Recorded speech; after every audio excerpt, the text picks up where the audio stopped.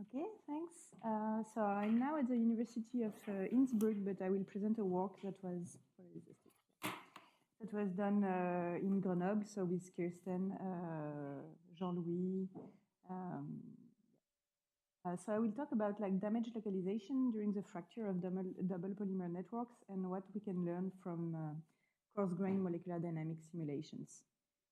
Let me first introduce like the systems I'm interested in. So like elastomeric materials are widely used in many applications, but one of their main drawbacks is that they have a poor resistance to fracture, mainly because they have low dissipation at high temperature. So a strategy that was proposed to overcome that issue was, instead of using single networks, to use multiple interpenetrated networks. So the way people do synthesize the system is as follows. So they synthesize the first simple polymer network, which they will then swell with the monomers of another network, and then they will polymerize the second network. So what they observed is that, so here lambda naught is the swelling ratio, so how much monomers you add to swell the first network. And what they observed is that as you increase the swelling ratio lambda naught, you see a spectacular increase of the fracture toughness. And this mechanism was shown to work both for elastomers and gels, and it seems to be quite generic. Another interesting observation about the system is that when you pull on them with a pre-notch, for instance, you can see, like using mechanophores, for instance, to report bond scission, that you will have a very large damage zone. So bond scission is really occurring in the bulk of the material in the double network, whereas it's really localized in the single network, so you don't even see it here. So the question I was interested in during my postdoc was, so using molecular simulation, can we learn things about like the spatial patterns of damage? So how to explain this at the molecular scale, and how this damage localization can be related to the increase in fracture toughness. So I'm using very like standard coarse-grained molecular dynamics simulation, so kind of Kramer-Grass model of polymers. The only subtlety here is that I will use bond breaking potential because I will go to fracture. And the synthesis of the network is very similar to what people do in experiments, in the sense that you start by synthesizing a first polymer network that you will then swell by adding the monomers of a second network, and then you will cross-link the second network, so you have a double interpenetrated network. When you do so, that's the strand length distribution of my network. So we follow the generic design rule for this kind of double network material, which is to use a high cross-link concentration for the first network. So you have a stiff first network, and you use like a smaller cross-link concentration for the second network, so you have longer strands and a more deformable second network. So in all the following, I will like talk about the first network as being the sacrificial network, and the second network as being the matrix network. So I can use either of these words. And then, if you look at how much stretched are the strands, even prior to deformation, just due to the swelling, you see indeed, so that's the distribution of the strands, individual strand stretch. You see indeed that as you increase the swelling ratio, you have more and more stretched strand in the sacrificial network. So that's the key mechanism, is like the strands that are very much stretched here, they are just about to break sacrificially once you start to deform. We perform a uniaxial elongation test on the samples. Here are different values of the swelling ratio, lambda 0. And you see indeed that as you increase the swelling ratio, lambda 0, you observe, as in experiment, this increase in fracture toughness. So the fracture occurs later and the peak is higher. And you can like rescale this curve by rescaling the stretch by the swelling ratio, and you see that the mechanical behavior at small stretch it's really governed by the properties of the sacrificial network. So at this stage, the matrix does not really play a role. Another interesting observation is that if you look at the fraction of broken strands, so how much bonds you break until the fracture, you see that as you increase the swelling ratio, you break much more strands. So this is really like the sacrificial principle that is in principle governing the increasing. And how does it look spatially? So here I'm showing snapshots of the networks at different stretch. So on the left, a single network, on the right, the double network. And well, in the single network, you see that you don't see much in terms of like density heterogeneities until you observe like fracture in a single region. Whereas if you look at the double network, so let's look at the blue snapshots where I show only the atoms of the sacrificial network. You see that you will have some like voids that will develop far from the macroscopic fracture and that will survive. So you have those heterogeneities that develop in the material. And now I will present a few like microscopic observables that enable to characterize the fracture. So first, and in the rest of the talk, I will focus only on comparing just a single network and the double network at a value of a pre-stretch lambda naught equal to. So you can look at the stress-strain response.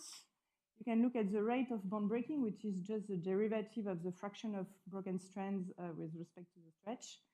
You can look at the density localization, which is just computed by basically taking, so you integrate the density over the y and z direction, and you look at the profile over the stretching direction, and you compute the difference between the maximum and the minimum of this profile, meaning that basically when you have a fracture sample, the density localization would be of order 1.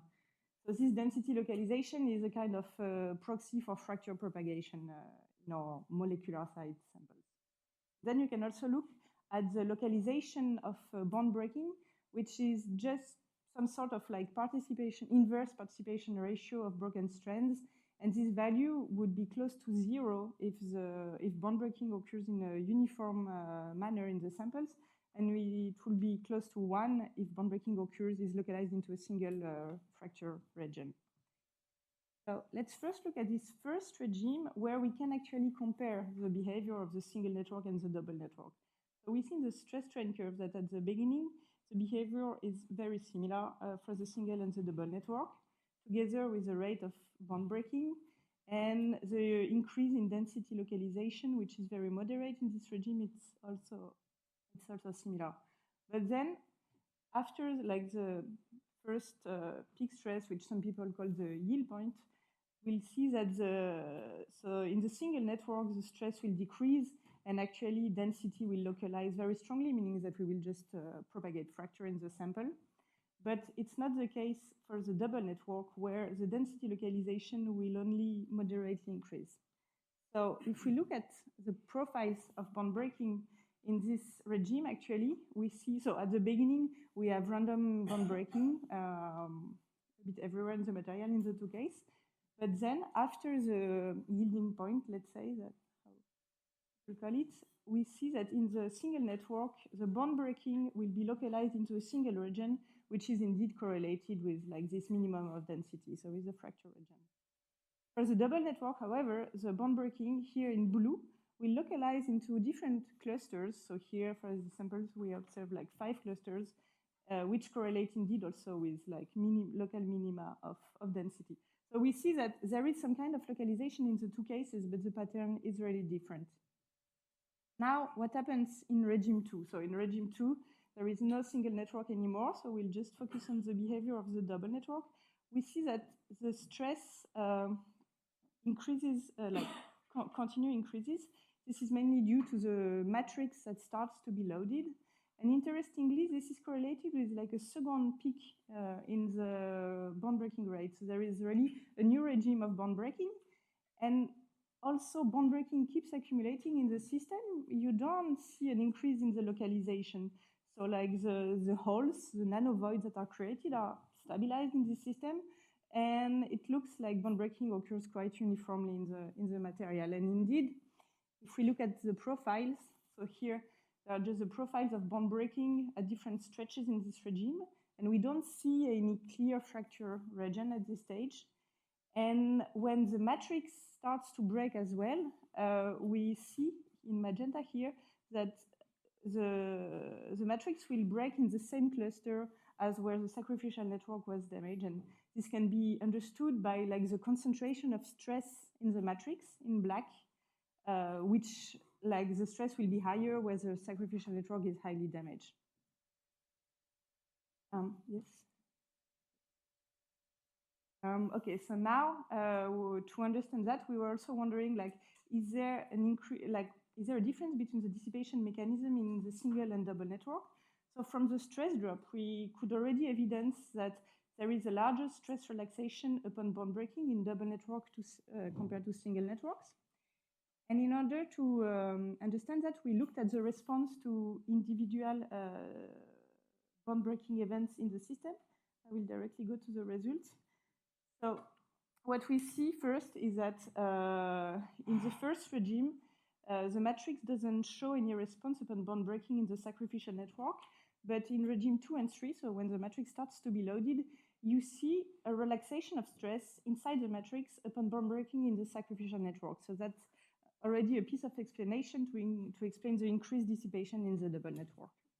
But in regime 1, we already saw this big difference in localization. So what's going on in regime 1? So to understand that, we compare the response of to a single bond breaking event in the swollen single network. So the single network with like after deleting the matrix, and just the sacrificial network inside the double network. And what we see indeed is that in the pulling direction is along X, and we see that transverse to the pulling direction, we have much more loading, so loaded bonds in the single network compared to the double network, meaning that like this is similar to what Francesco was showing this morning in his ridge formation in his talk. So it means that in the single network, the elastic response to a bond breaking event will favor an increased localization. So that's just to conclude. So in single network, bond breaking will localize quickly into a single fracture region that will lead to macroscopic failure, whereas in the double network, it will remain localized into individual cluster during a long stretch window. And this difference of localization is probably due to the screening of the elastic response by the matrix. And so the macroscopic failure of the double network is delayed due to the existence of the clusters of bond breaking that delay the growth of the macroscopic crack. And the increase of toughness can be also due to the fact that a single bond breaking event will relax more energy in the double network than in the single network. And then, of course, there are still many open questions. For instance, is there an intrinsic length scale related to the emergence of those clusters of bond breaking in the double network? Or is it more like nucleating due to the disordered structure of the double network? What is the link of this cluster formation with the necking observed macroscopically in double network gels? And then what is very challenging in this kind of system in simulation is to access to direct spatial-temporal correlation between bond breaking events, because we don't have this kind of avalanche dynamics that would be observed in glasses. It's much more random. Thank you.